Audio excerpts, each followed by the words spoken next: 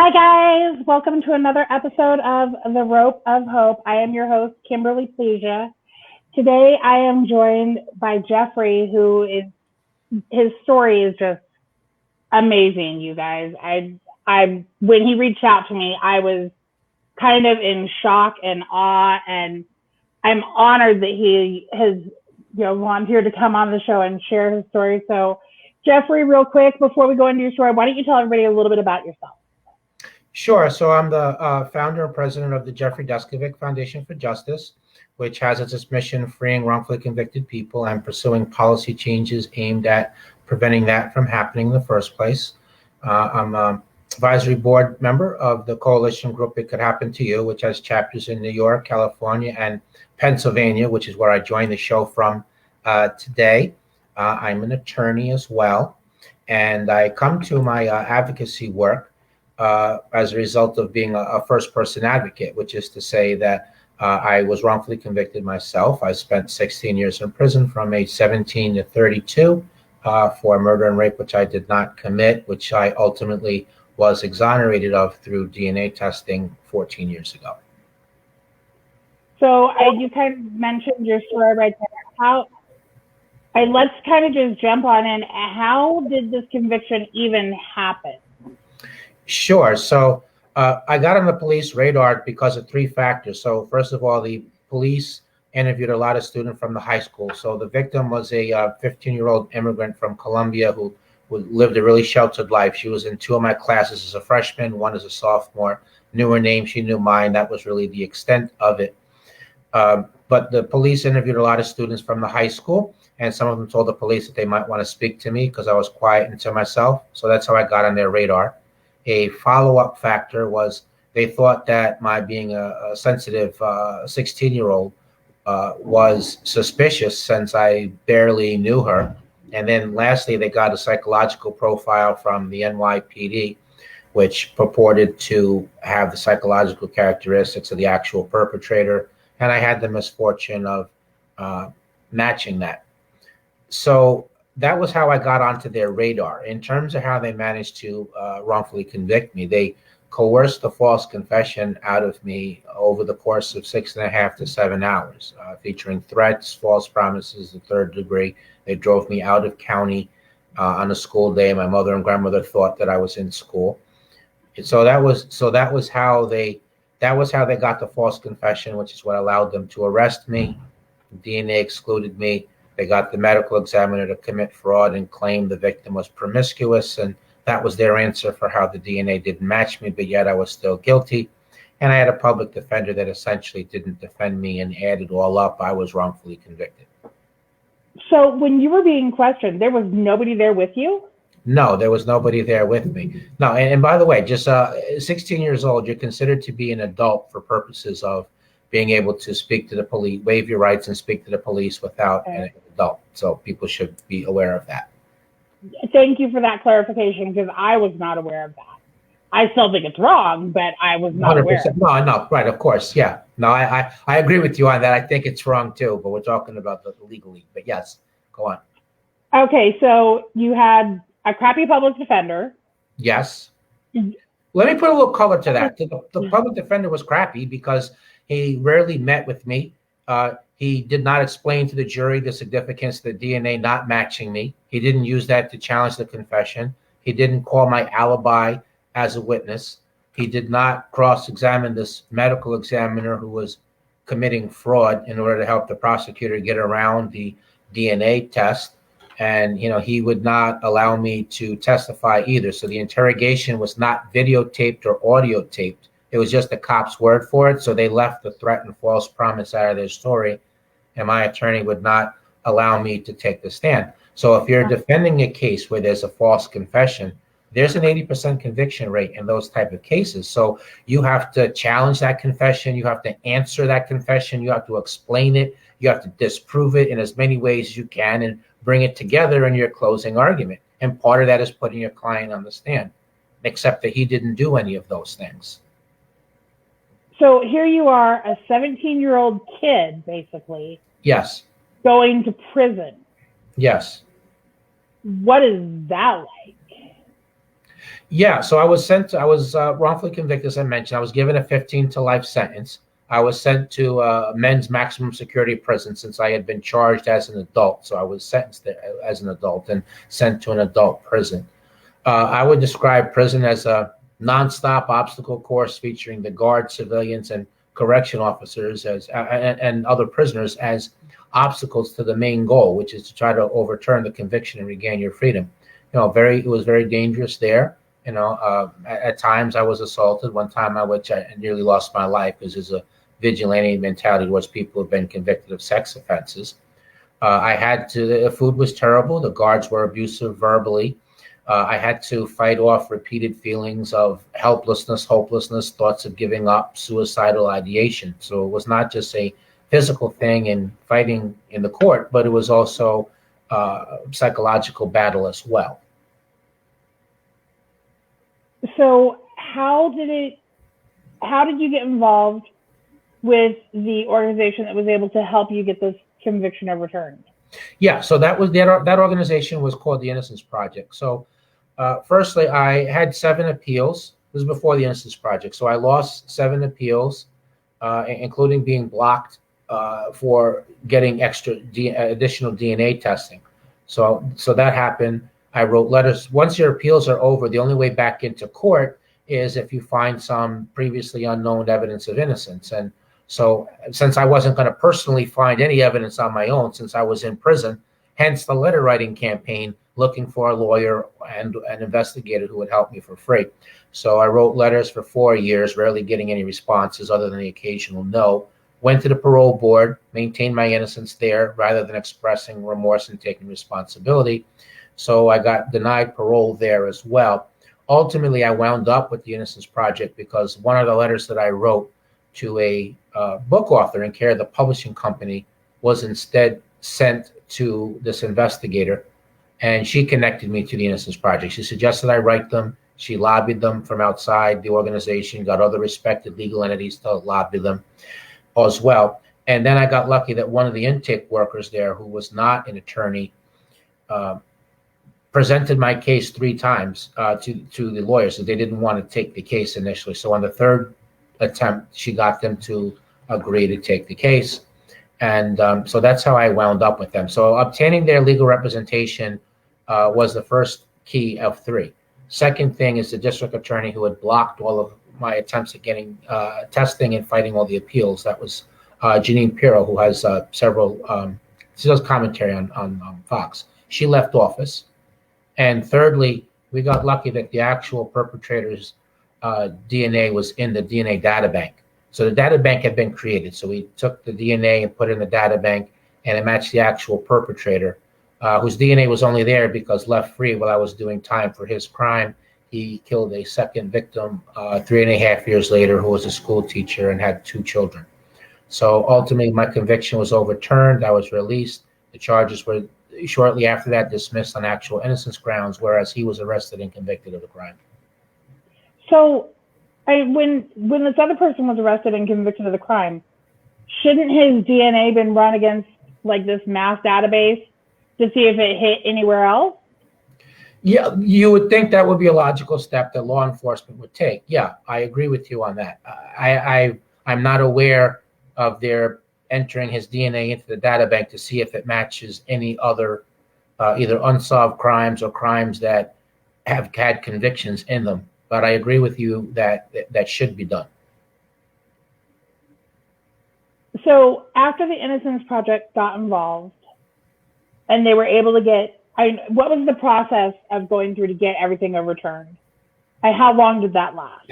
Yeah, so it took the Innocence Project 6 months to decide if they were going to take my case or not. But once they agreed to take the case, because they got the cooperation of the district attorney to run the testing, and without us having to litigate over it, and then once it didn't match me and matched the actual perpetrator, the district attorney joined the defense. They agreed with us that my conviction should be overturned, that I was innocent, and that so because there was that agreement on all those levels, the thing it turned around in like 4 months. But that's very atypical. That simply doesn't happen that fast. And the rest of the cases.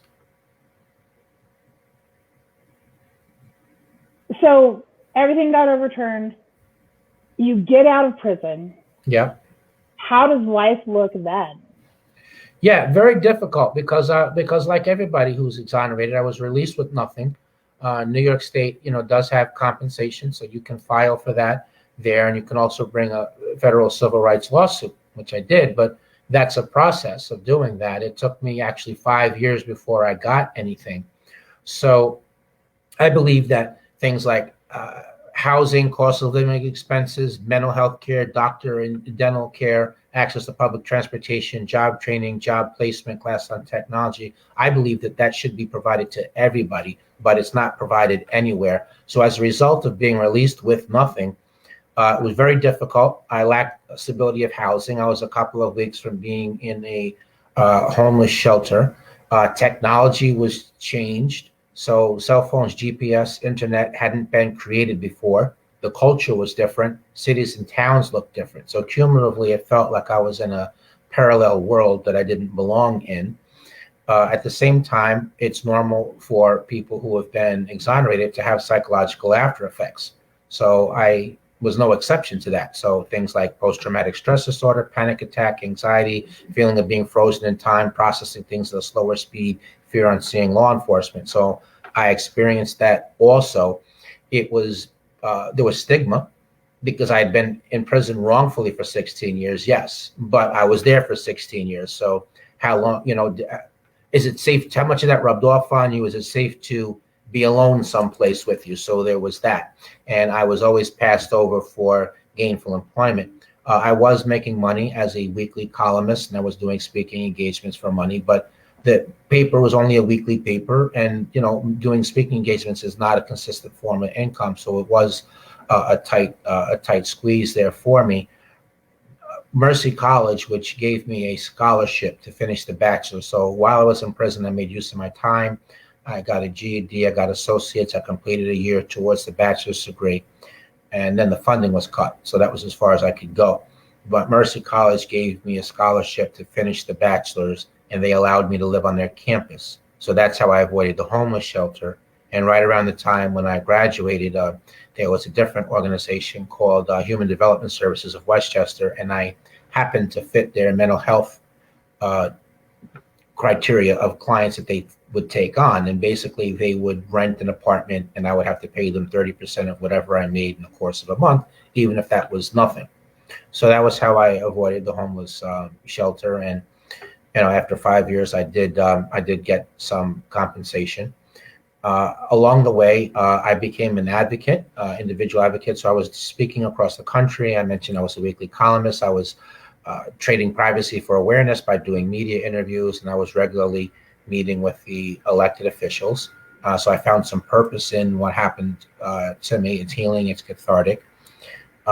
I did get a master's degree as well. My thesis is on wrongful conviction, cause, and reform because I thought that the additional credential would help me in my advocacy endeavors. And then I did receive some money, and I used some of it to start the Jeffrey Deskovic Foundation for Justice. And we've been able to free 10 wrongfully convicted people and pass 3 laws. And with the broader coalition group, we've passed 4 other laws. And at some point, it became not enough for me to sit in the front row of the courtroom. I wanted to sit at the defense table and represent some of the clients and make some of the arguments. So hence my becoming a lawyer.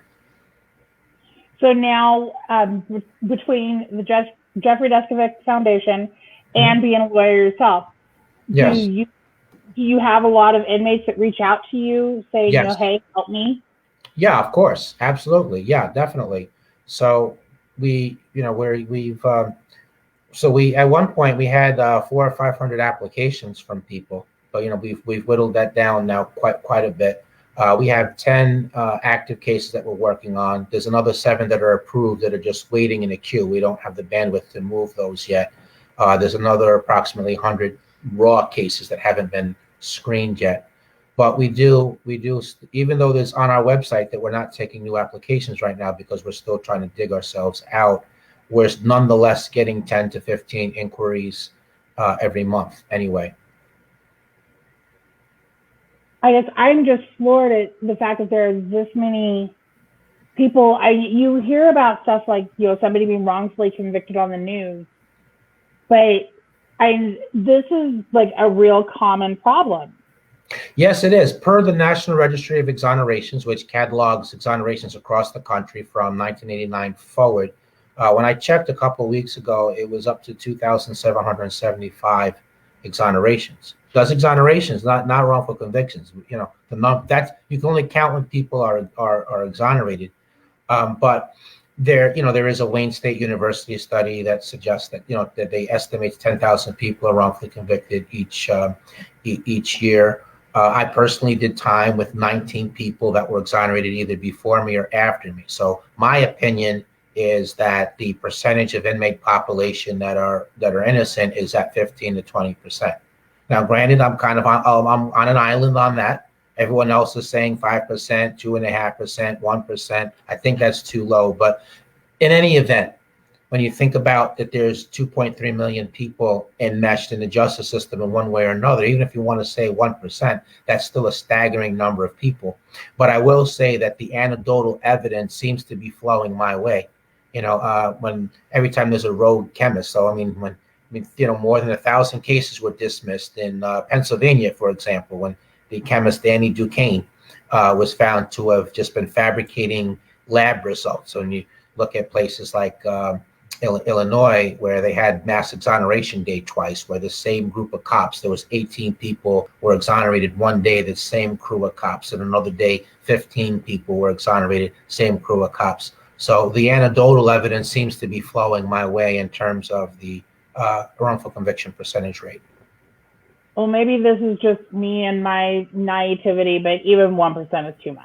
100%. Look, one person's too many. I do want to take a brief moment and just share what our current policy objectives are. Yeah. So as I mentioned at the beginning of the program, so I'm actually doing this presentation on location in Pennsylvania.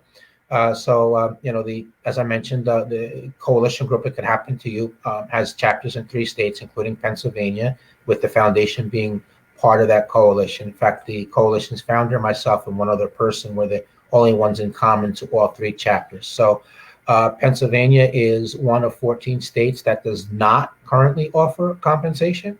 So we have a lot of our exonerees that in Pennsylvania that have been recognized as being innocent in court, and yet they haven't received any money at all whatsoever. So that's what we're here in Pennsylvania for. So the next 2 days we are going to be meeting with a series of senators and assembly people. We've been at it for 1.5 years now. We've made some progress. There's been a bill introduced. We're trying to get a better bill out than that, but there has been one introduced, and the Pennsylvania governor did mention exoneree compensation as one of his legislative priorities. So we are making some momentum, but we want to follow up on that. So we're doing that in PA, and then also oversight for prosecutors is another thing we're pushing in Pennsylvania. In California, the oversight for prosecutors, and we're trying to get rid of the death penalty because of the risk of executing innocent people. And in New York, which is in my home state, so again, the oversight for prosecutors. And then also, while New York has a law that mandates that interrogations be videotaped, the law came out watered down, and there's exceptions for sex offenses, drug cases, and some murder cases. So we're trying to get rid of those exceptions. So those are the policy objectives that we're spearheading. There are other bills in New York that the foundation is playing a supportive role in. So, for example, fair and timely parole.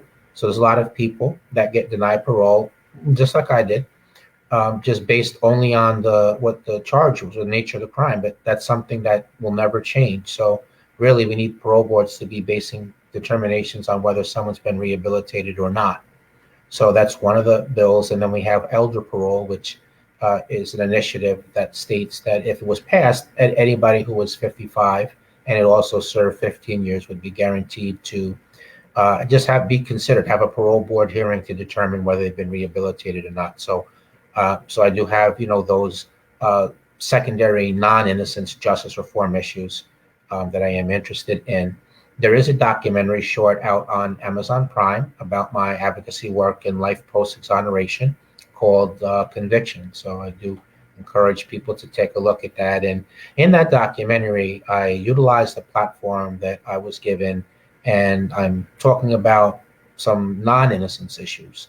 I mean, things that bother me just from having been up close and personal. I discussed things like elderly people in prison and substandard medical care and solitary confinement and prison reform and college education for prisoners and compassionate release, mass incarceration. So I try to carry some water for those issues because, at the end of the day, people are sent to prison as punishment. If you're guilty, the punishment is supposed to be the loss of your freedom. It's not supposed to be mistreatment while you're there. And as a country, I just feel so strongly that we should do better, and hence taking on those other issues, not spearheading them, but contributing in strategic ways with organizations and individuals that are spearheading them. Well, definitely, please go to the Rope of Hope Facebook page and put a link in there for that documentary so people can watch that. I absolutely will, yes. Incredible. Jeffrey, thank you so much for coming on today and sharing your story. When you and I first talked, I had that wow moment. I am still in that wow moment that things like this can happen, and it makes me feel extremely naive. I'm not going to lie. And it makes me feel blessed that I've never been through that situation. I think you are just so amazingly strong to have come out of it the way that you have. I do have one final question for you. It has absolutely nothing to do with your story. That's fine, sure. Throughout your life, what is the most inspiring thing that you have ever been told? Never give up. I love that. I absolutely love that. And that right now that resonates.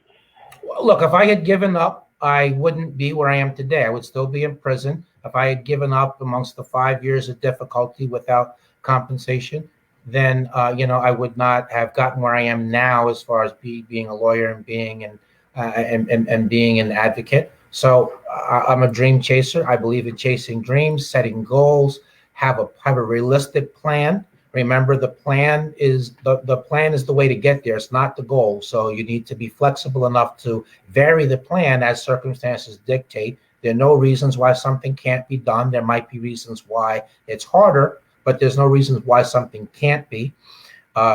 Work very, very hard and never give up. And the moment when you can't go forward, and I do this myself, when I can't go forward anymore on anything, I say to myself, you know what? This might be the key moment right here. Maybe I was about to have a breakthrough, but because I quit, it's not going to happen. So you know what? I'm going to keep going anyway, even though I can't, just to see what happens on the other side.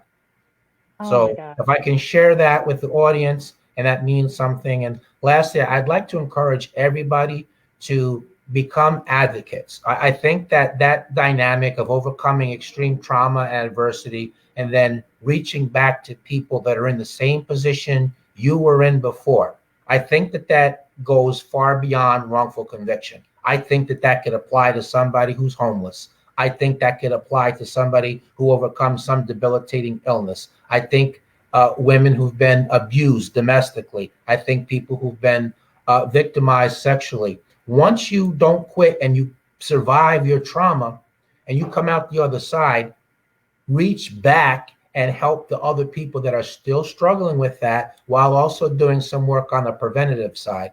And to that extent, I think my life story and my journey are far beyond wrongful conviction. And so that's how we can take our trauma, we can take that negative, we can turn it into something positive. It's healing, it's cathartic, it'll make the world a little bit of a better place. And for me, I take some solace in that, and I believe that other people can take solace in it as well. Well, thank you so much again for taking time out of your very busy schedule to come on my show. You guys, next week I am going to be joined by Teresa Omer, We are going to discuss her experience with addiction and sexual abuse.